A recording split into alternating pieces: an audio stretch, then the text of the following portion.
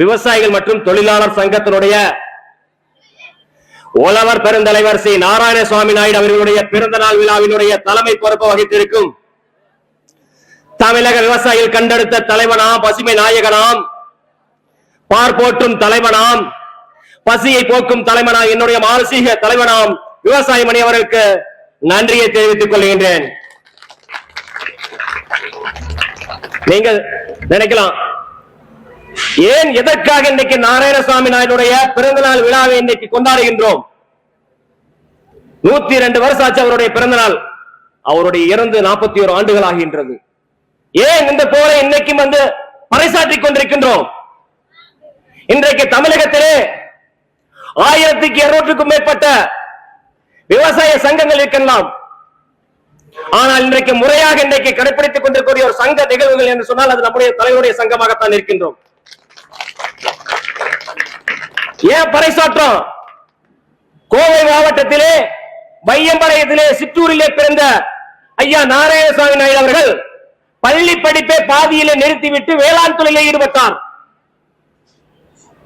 சிறு வயதிலே ஒரு 5-6வது தான் படிச்சாரு, அதுக்கு மேல படிக்கல. தன்னுடைய குலத்தொழிலாளர் வேளாண் தொழிலை ஈடுபட்டு அப்படி இருக்கின்ற பொழுது அன்றைக்கெல்லாம் இலவச மின்சாரங்கள் கிடையாது. வாங்கின கடனை கூட்டுறவு வங்கியிலே வாங்கின கடனை கட்டவில்லை என்றால் ஜப்தி நடவடிக்கைகள் எடுக்கப்படுவார்கள். அதே போல விவசாயத்திலே நஷ்டம் ஏற்பட்டு மின் கட்டணம் கட்ட முடியவில்லை என்றால் அந்த கட்டையை பிடுங்கி விடுவார்கள். அப்படிப்பட்ட ஒரு சூழ்நிலை இருக்கின்ற காலகட்டத்திலே தான் அந்த பகுதியிலே சிறு சிறு விவசாயிகளே ஒன்று கூடி அந்த ஒரு விவசாய போராட்டத்தை ஈடுபடுத்தினார். அந்த தாலுகா வாரியாக போராட்டத்தை ஈடுபடுத்தி அப்புறம் மாவட்டம் ரீதியாக போராட்டத்தை ஈடுபடுத்தி பிறகு மாநிலம் முழுவதும் மிகப்பெரிய ஒரு எழுச்சியான போராட்டத்தை ஏற்படுத்தினார். அதற்கு பிறகு பாத்தீங்கன்னா தேசிய லெவல்ல அங்க அண்டை மாநிலமான ஆந்திராவிலே, தெலுங்கானா, இந்த மாதிரி கர்நாடகா, கேரளாவில் இருக்கக்கூடிய விவசாய சங்க தலைவர்களை ஒன்றிணைத்து இங்க மிகப்பெரிய ஒரு போராட்டத்தை நடத்தினார். அந்த போராட்டம் தான் அவருடைய கொள்கை என்னன்னு கேட்டீங்கன்னா, விவசாயிகளுக்கு கட்டுப்படியாகக்கூடிய ஒரு விலை கிடைக்க வேண்டும். அதே போல விவசாயிகளுடைய வாங்கிய வங்கி கணக்கிலிருந்து கஷ்டம் ஏற்பட்ட விவசாயிகளுக்கு அந்த வங்கி கடையை தள்ளுபடி செய்ய வேண்டும். அதே போல இலவச மின்சாரத்தை கொண்டு வர வேண்டும் என்று அல்லும் பகலும் பாடுபட்ட ஒரு உத்தம தலைவரை இன்னைக்கு பறைசாற்றிக் கொண்டிருக்கின்றோம். அப்படிப்பட்ட இன்னைக்கு தலைவர் இன்னைக்கு அந்த வழியிலே அதே போல வண்டி போராட்டமாகட்டும், மின்சார கட்டண போராட்டமாகட்டும், அத்தனை போராட்டங்களிலே அன்றைத்து இன்னைக்கு வெற்றி கண்டவர். அந்த பாதையிலே தான் நம்முடைய தலைவர் இன்னைக்கு பயணித்துக் கொண்டிருக்கின்றார். சாதாரண விஷயம் அல்ல.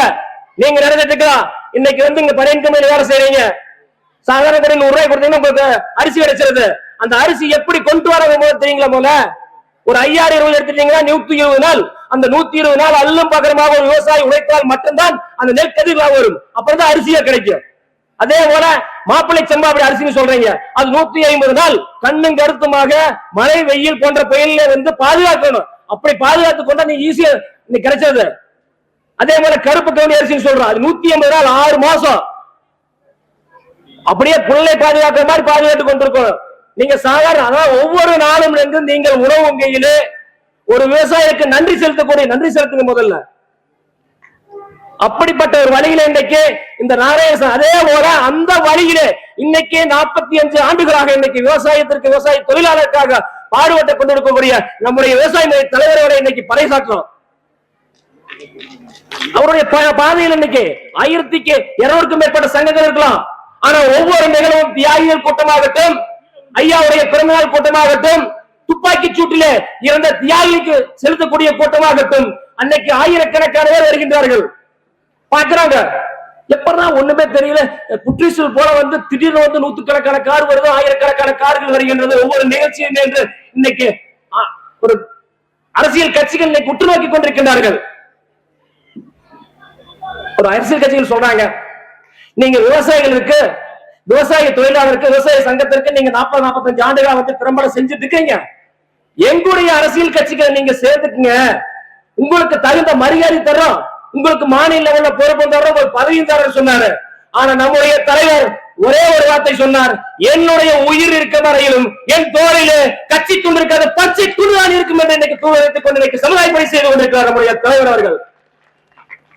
இந்த இடத்திற்கு வந்தால் ஒருத்தர் கேட்கிறான், உங்களுடைய கொள்கை என்னன்னு கேட்கிறான். எங்களுடைய கொள்கை வந்து பசியோடு யார் வரா பசியை ஆத்தக்கூடிய கொள்கை சொல்றாரு என்னுடைய தலைவர் அவர்கள், மானசீக தலைவர் அவர்கள். எத்தனையோ அமைப்புகள் இருக்கலாம், எத்தனையோ இருக்கலாம்.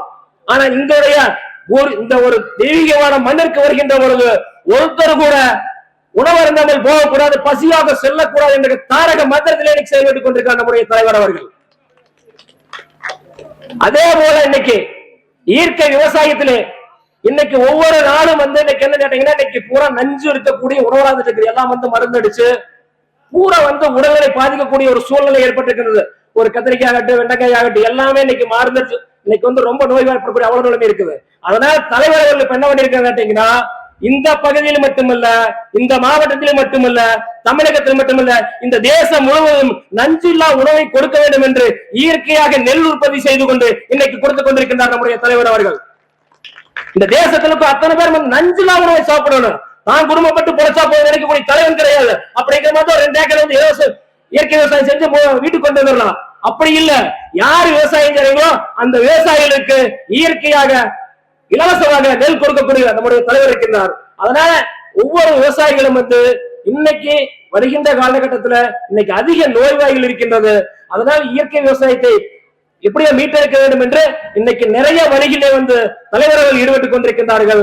அதனால் அதனுடைய வழியிலே இப்பொழுது நல்ல பணிகளை செய்து கொண்டிருக்கிறார். அவருடைய வாழ்த்துக்களை நன்றிகளை தெரிவித்துக் கொண்டு வாழ்க்கை வருகிறேன்.